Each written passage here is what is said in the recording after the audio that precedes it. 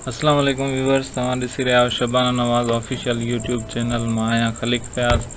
IBA JEST जो paper 15/9/2021 ते जेको थियो आहे उन में कंप्यूटर जो जेको सेक्शन आहे उन जा जेके आंसर आहिनि उहे तव्हांजे अॻियां पेश कयां थो। सवाल नंबर 91 आहे त हेठियुनि मां कहिड़ो जेको आहे साइबर क्राइम न आहे? स्टीलिंग अ पासवर्ड चोरी करणु साइबर क्राइम आहे। Hacking social media account cyber crime आहे। Committing online frauds cyber crime आहे। स्टीलिंग अ बुक किताब चोरी करणु, ठीकु आहे, इहो साइबर क्राइम न आहे। हिन जो ऑप्शन डी जेको आहे उहो सही आहे। सवाल 92 आहे त कहिड़ो वायरस हो जंहिं द यूनाइटेड किंगडम जी क़ौमी हेल्थ सर्विस ते हमिलो कयो हुयो? हाणे हिन में आहे वाना किराए, ठीकु आहे। एवास्ट जेको आहे वायरस न आहे, एवास्ट एंटीवायरस आहे।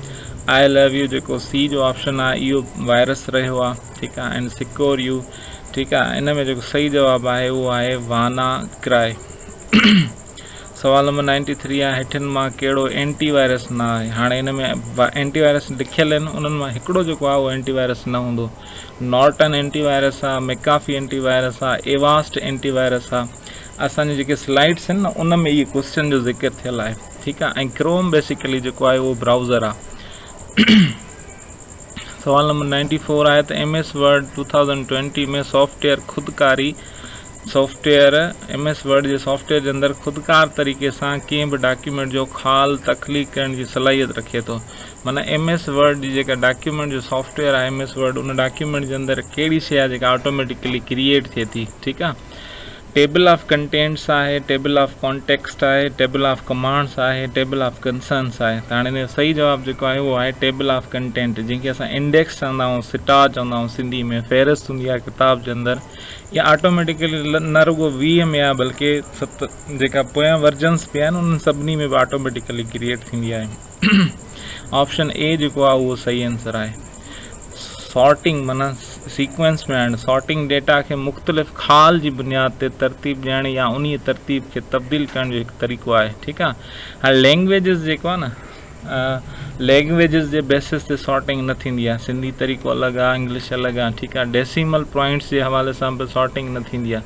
मुख़्तलिफ़ क्राइटेरिया हूंदा आहिनि, उन्हनि जे मुताबिक़ जेका उहा सॉर्टिंग थींदी आहे, ठीकु आहे। नेम्स जेके आहिनि, डेसिमल पॉइंट्स ऐं नेम्स जेके आहिनि स्पेसिफिक शयूं थी वञनि, ठीकु आहे। क्राइटेरिया आयो हूंदो त उन में डेसिमल पॉइंट्स बि अची वेंदा, नाला बि अची वेंदा, नंबर्स बि अची वेंदा, ठीकु आहे। उन तरीक़े सां जेको आहे उहो सॉर्टिंग थींदी आहे। त उनखे असां छॾींदा आहियूं क्राइटेरिया, यानी कि घुर्जूं जेके हूंदियूं आहिनि मुख़्तलिफ़ उन्हनि जे बेसिस ते थींदो आहे। सवाल नंबर 96 आहे साइमा पंहिंजे दफ़्तर मां मतलूबा डेटा वठी छॾी आहे, उहो उन डेटा मां अहम मालूमात हासिल करणु चाहे थी त ख़ाल ई उनजो मक़सदु पूरो करे सघे थी, ठीकु आहे। हाणे हिन में कंफ्यूजन घणी आहे। सुवाल में काफ़ी माण्हुनि जेको आहे प्रोसेसिंग सिलेक्ट कयो आहे, काफ़ी इनपुट कयो आहे, ठीकु आहे। हिन जो सही जवाबु जेको आहे उहो आउटपुट आहे, ठीकु आहे।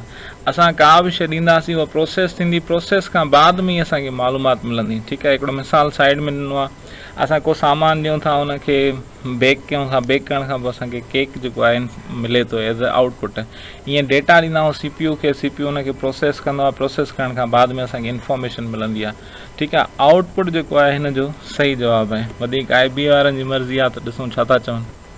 97 जेको आहे स्लाइड रूल, ही जेको आहे असांजी प्रेज़ेंट जेके पोयां बाद में असांजा थियल आहिनि स्लाइडूं थियल आहिनि उन्हनि जे अंदरि जेको आहे हीअ ऑप्शन मौजूदु आहे। ऐं असां पढ़ी बि चुका आहियूं त कहिड़ी दौर जो आहे, कहिड़ी एज जो आहे, मिडल एज जो आहे, मॉडर्न एज जो आहे, डार्क एज जो आहे या फ्यूचर जो आहे, ठीकु आहे। हिन जो सही जवाबु जेको आहे उहो C आहे।